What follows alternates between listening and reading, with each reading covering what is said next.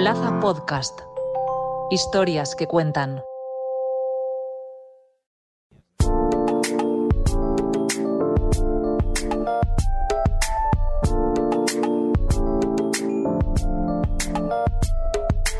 Hablemos de protocolo con Leticia Valera.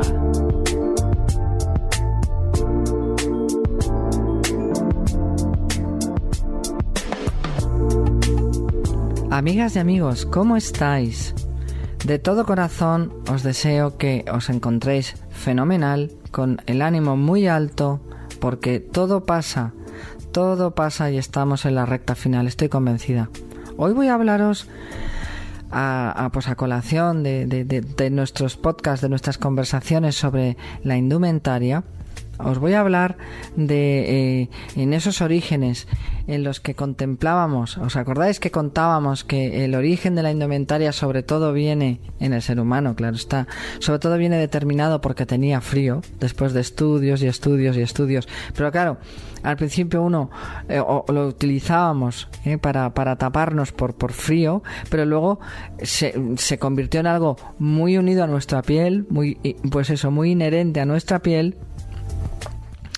De forma que lo hemos hecho tan propio que ha constituido a lo largo del tiempo en lo que ha constituido, en una forma de interpretarnos a nosotros mismos bestial.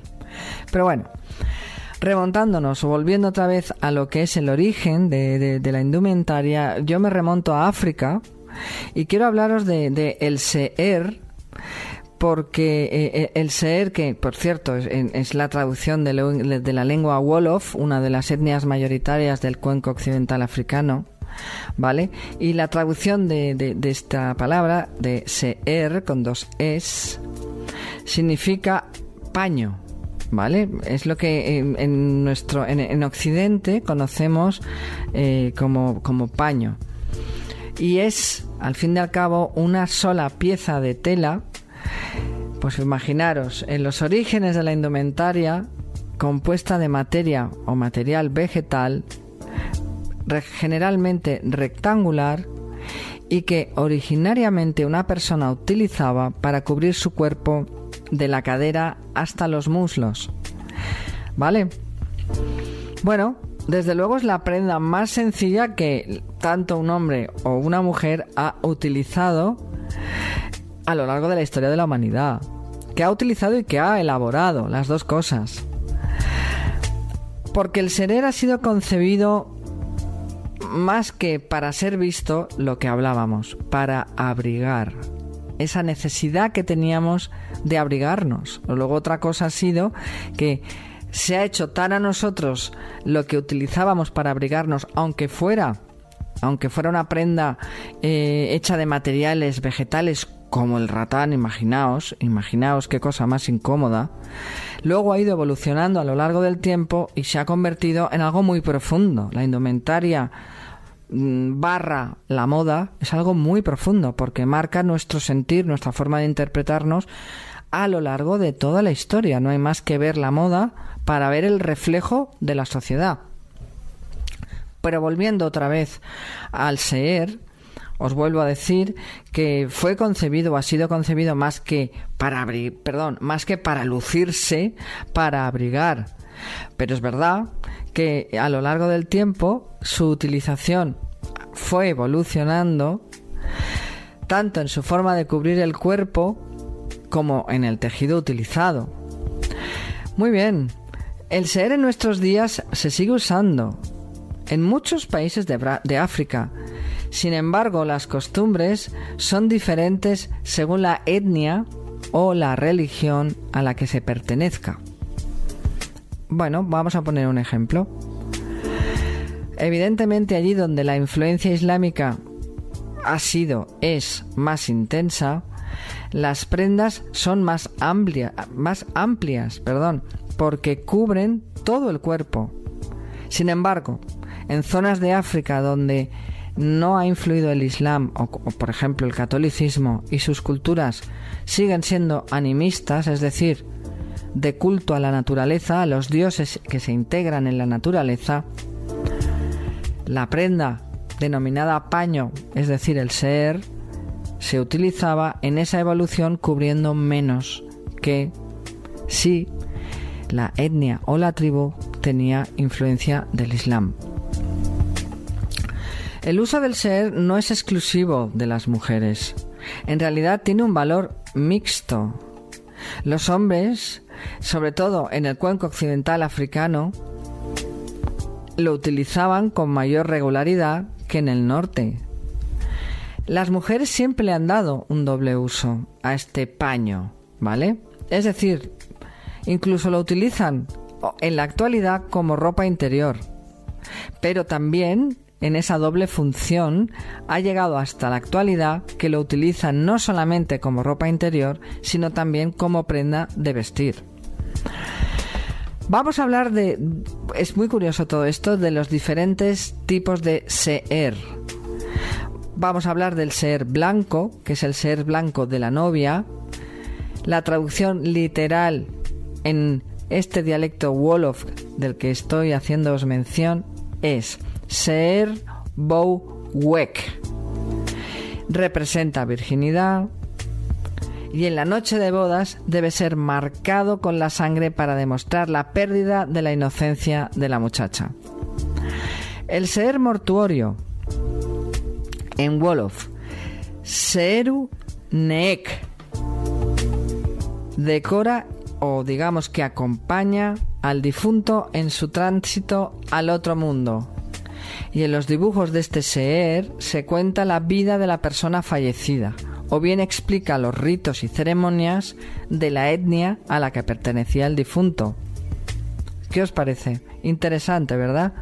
Interesante como el seher ha pasado de ser un paño que cubría de la cadera a las piernas, cómo ha ido evolucionando, cómo ha ido teniendo influencia pues de los colonizadores o del Islam en este caso, y por tanto variaba o tapaba más, ¿vale?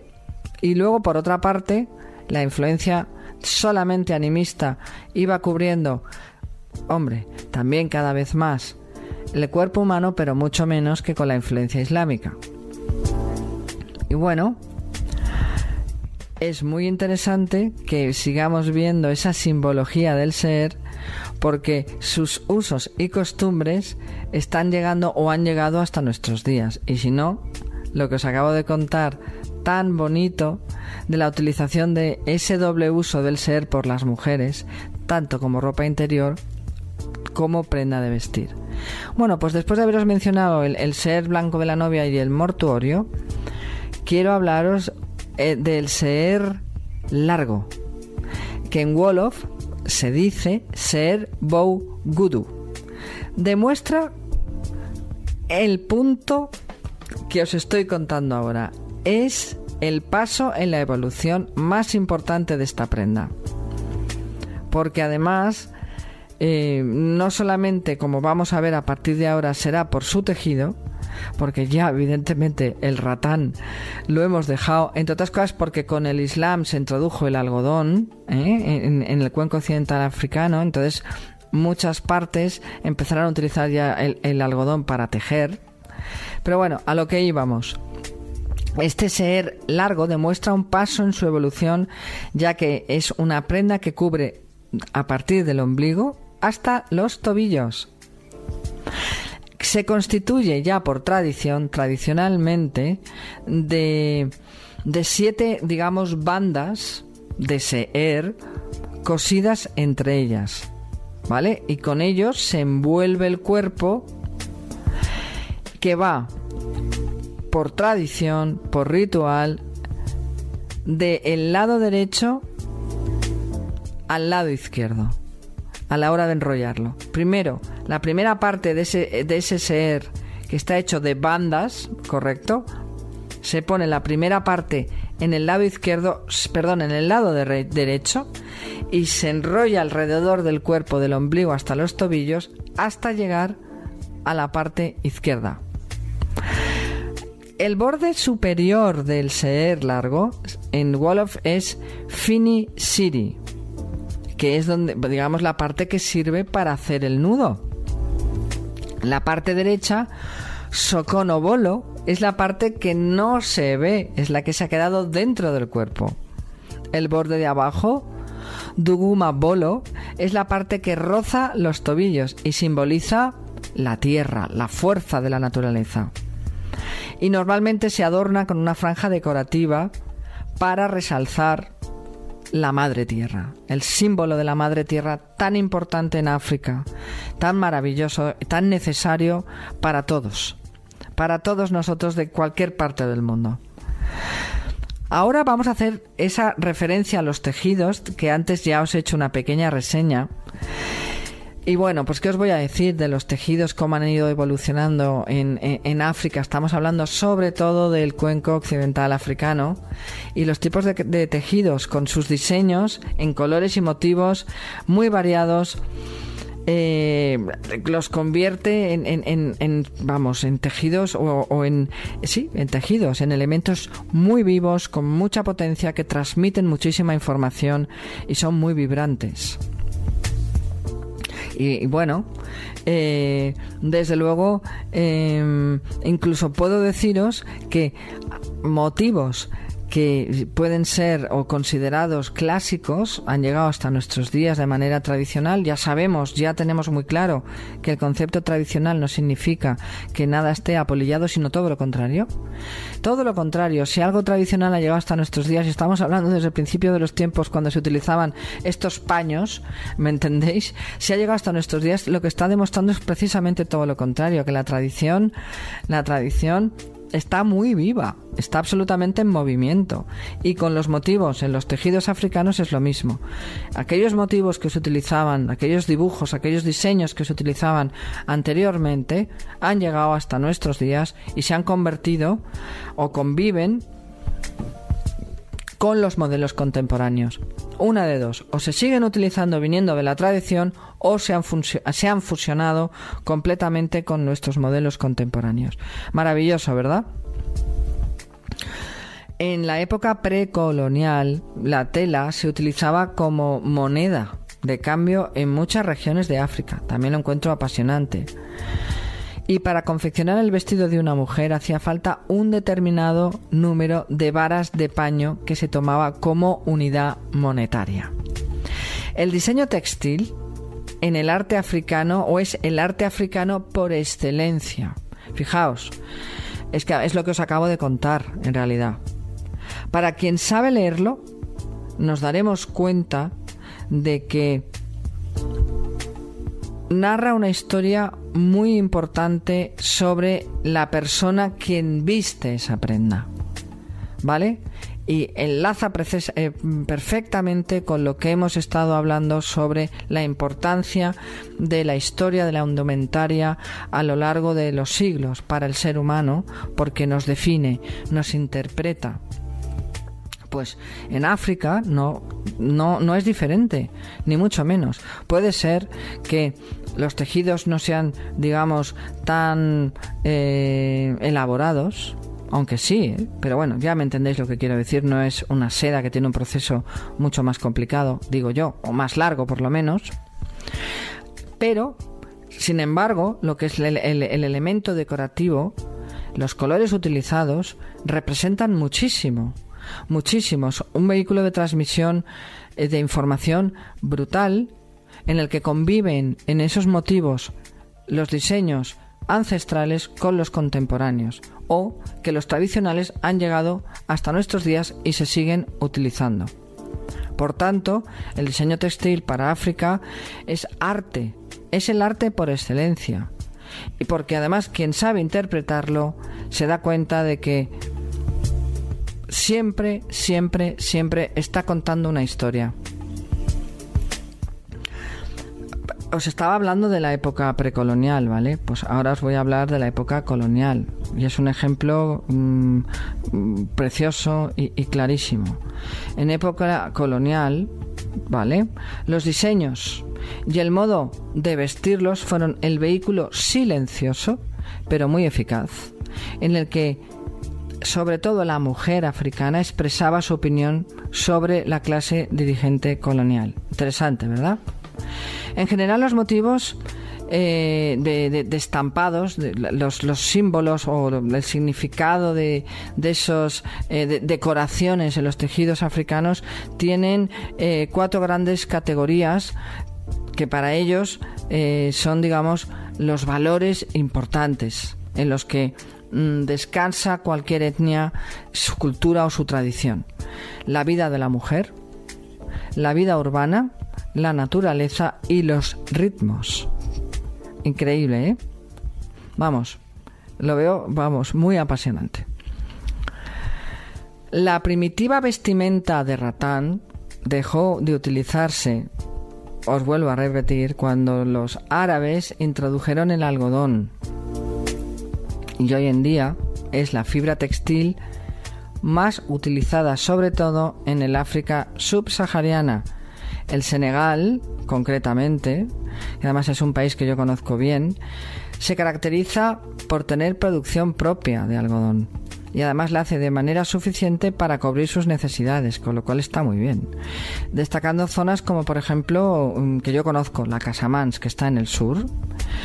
Y luego tiene una cosa muy bonita, que no solamente se traduce en los motivos que reflejan los tejidos, sino que los telares de madera tradicionales se siguen utilizando con una mecánica que solo los mandingas, ¿os acordáis de Kunta Kinte? Pues los mandingas existen, solo los mandingas saben utilizar y que lo vienen utilizando o lo siguen utilizando desde hace cientos de años. Y esto lo he visto yo, los he visto hacer los telares, estar en sus telares haciendo los tejidos. Es muy, muy apasionante, muy bonito. Pero luego te vas a una fábrica y ves el mismo proceso pero modernizado, evidentemente.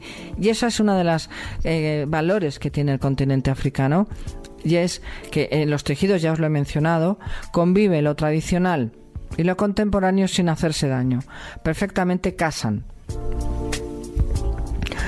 Bueno, los sencillos tramados de algodón se colorean con tintes naturales y la combinación de color quiere demostrar una creatividad para el africano, pues eso, impresionante. ¿Y dónde encuentra esa creatividad el africano? Pues en la naturaleza.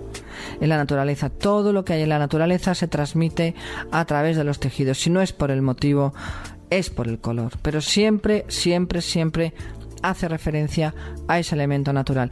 No nos olvidemos que por encima de todo, por encima de influencias de otras religiones, de otras culturas como son las occidentales, el africano es animista y por tanto, venera todo lo que tenga que ver con el elemento naturaleza. Y para acabar, os voy a contar algo muy curioso que todas y todos nos habremos preguntado, y es el batik. El batik es una técnica de impresión y de tintado a la cera que lleva elaborándose desde millones o desde milenios. Incluso algunos historiadores hablan de su origen, remontándola a la época egipcia. ¿Por qué os hablo del batik? Porque acabo de hacer referencia. Esos tramados de algodón se colorean con tintes naturales y el acabado que les dan es el acabado batik. Bien, y ese acabado batik es el que os estoy contando ahora, que pues es una técnica de impresión, por supuesto de tintado natural, que se remonta desde hace milenios de años. Algunos de los historiadores más destacados hablan de que su origen se remonta a la época egipcia, ¿de acuerdo? Pero para que lo sepáis, esta técnica de batik fue introducida en África, no es originaria de allí. Fue introducida en África, sobre todo en el África subsahariana, en la segunda mitad del siglo XIX, por los soldados africanos que volvían a sus casas, a sus países de origen, de África, después de estar en comisión de servicio en Indonesia, concretamente en Java. Pero claro, esa técnica de tintado entró en África y tuvo un éxito inmediato.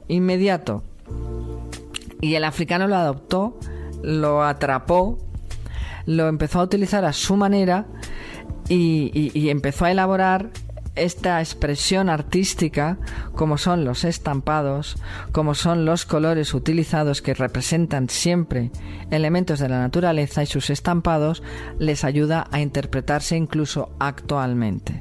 Fijaros qué bonita la evolución del ser, desde que se utilizaban esos paños espantosos que se cubrían por el frío, como el ser ha ido evolucionando no solamente en su tamaño, sino también en su elaboración, en los materiales utilizados, sobre todo el algodón, cuando entró la conquista árabe, o mejor dicho, cuando los árabes lo trajeron, y cómo hoy en día se sigue utilizando todavía, adoptando esa técnica tan maravillosa como es la del acabado batik. Espero que os haya gustado, porque cuanto menos es curioso hablar de otras civilizaciones que para nada chocan con la nuestra, sino que al revés, se complementan perfectamente y siempre sacamos algo positivo, siempre sacamos algo que nos identifica de otras culturas, porque estamos en este momento, en este cambio de paradigma, en el que todo suma y que no hay nadie ni mejor ni peor, no hay nada ni más grande ni más pequeño. Evidentemente todos nos diferenciamos, evidentemente todos tenemos que identificarnos, pero esa grandeza es la que nos une, esa diversidad es la que nos une y hace que este planeta siga en evolución y siga siendo maravilloso, ¿no os parece? Un fuerte abrazo, amigas y amigos, hasta la semana que viene.